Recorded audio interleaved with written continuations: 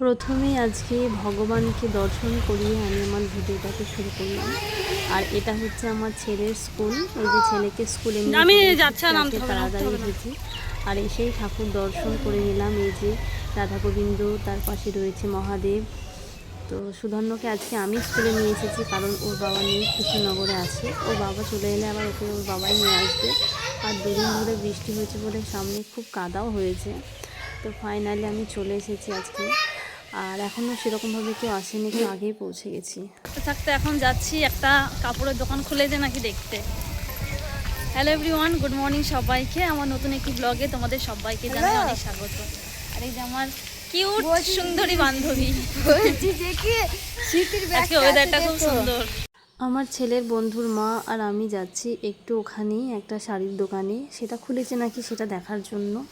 আর হাঁটতে হাঁটতেই যাচ্ছি, খুব কাছের রাস্তা। আর এই যে ফুল গাছটা দেখছো, খুবই সুন্দর ফুলগুলো, আর কত গাছ ভর্তি হয়ে ফুল ফুটেছে। আর এই যে পুকুরটা দেখছো, এত বড় পুকুর আমি হয়তো প্রথমেই দেখলাম। আর এত সুন্দর কাচের মতো জল। আর ওই যে পানকৌড়ি আছে, মাছরাঙা যেটাকে বলছে, আমরা গ্রাম্য ভাষায় পানকৌড়ি বলি। তো অনেকগুলো পানকৌড়ি দেখলাম, তো ওরা এখন ডুব মারছে। আর আকাশটাও খুব সুন্দর, মেঘলা মেঘলা ওয়েদার। আর এই যে বেল গাছটা দেখছো, এত বেল ধরে আছে গাছটাতে, কি বলবো, না দেখলে হয়তো বিশ্বাসই করবে না। মানে গাছ যেমন তেমন বেলের পরিমাণ বেশি সব থেকে, বুঝতে পেরেছো। আর বাড়ি আসার সময় আজকে ডালপুরি নিয়ে এসেছিলাম। ছেলের খুবই একটা ফেভারিট খাবার ডালপুরি, তো ওকে খাইয়ে দেব।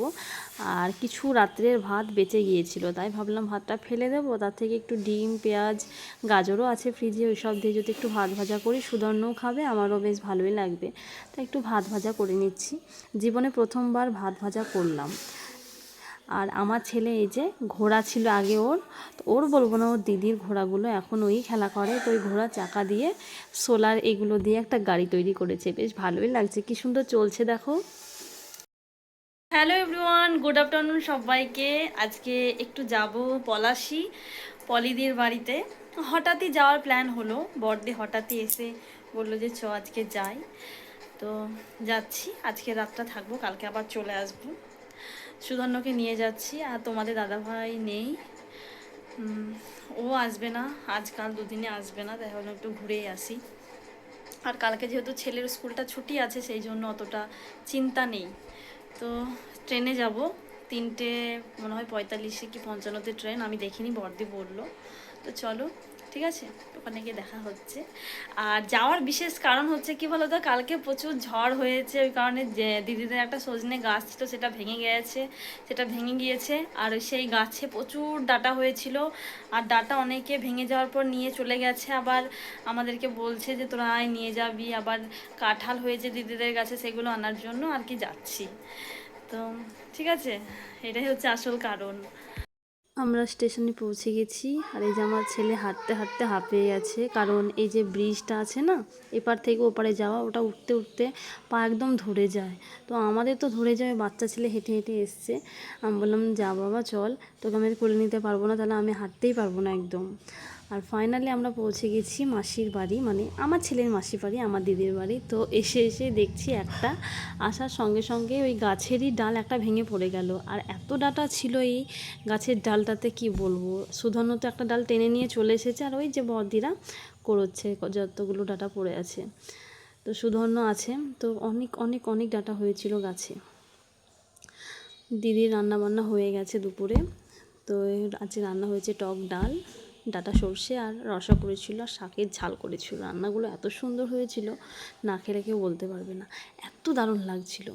আর বিকেলবেলায় খেয়ে দিয়ে একটু ছাদে উঠেছিলাম। আর এই যে দিদির মেয়ে দুষ্টু আর আমরা, তারপরে মানে গম জড়ো করছিলাম, কারণ দিদি গম কিনেছিল, সেগুলোকে মেলে দিয়েছিল, যা রোদ হয়েছিল শুকিয়েছে, ঝরঝরে হয়ে গেছে, আবার মেঘলা মেঘলা ওয়েদার হয়েছে। ছুচু নাকটা দেখি তো একটু, দেখি বাবু বাবু বাবু, ছুচু ছুচু ছুচু, দেখো ছুচু নাক দেখে দাও, ছুচু নাক দেখে দাও, ছুচু নাক দেখে দাও তো, দেখি ছুচু নাকটা দেখি।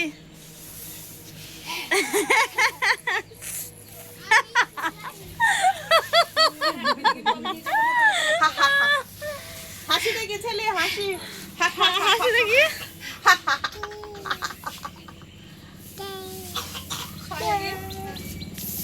আমরা এখন ছাদে চলে এসেছি, এখানে গম মেলা আছে, সেগুলোকে তোলা হচ্ছে। আর আমার ডিউটি এক এক করে নিয়ে দাঁড়িয়ে আছি। চারি সাইডটা তোলা গেছে, চারিদিকে শুধু গাছ গাছ। এটা একটা সুপুরি গাছ,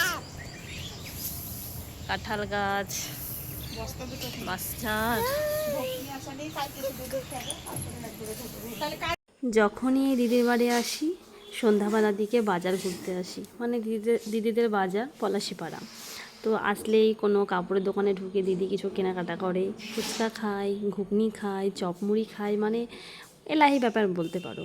তো এসেছি, এবার কপালটা খারাপ, একটা দোকানে ঢোকার সঙ্গে সঙ্গে এত বৃষ্টি আরম্ভ হয়ে গেছে। আর বাচ্চা নিয়ে তো বেরোনোও যাবে না, বাচ্চা না থাকলে আমরা দৌড়ে দৌড়ে বাড়ি চলে যেতাম টোটো ধরে, কিন্তু এত বৃষ্টি শুরু হয়ে গেল, ওই দোকানে স্টে করতে হলো আমাদের সবাই। তাও ভালো হলো, ওরা একটু পেঁচে কুচে জিনিসপত্র কিনতে পারলো। আর ছেলে ঘুমিয়ে গেছে, তাই আমি ছেলেকে কোলে নিয়ে একটু বসেছিলাম, কারণ ঘুমটা ভেঙে যাবে।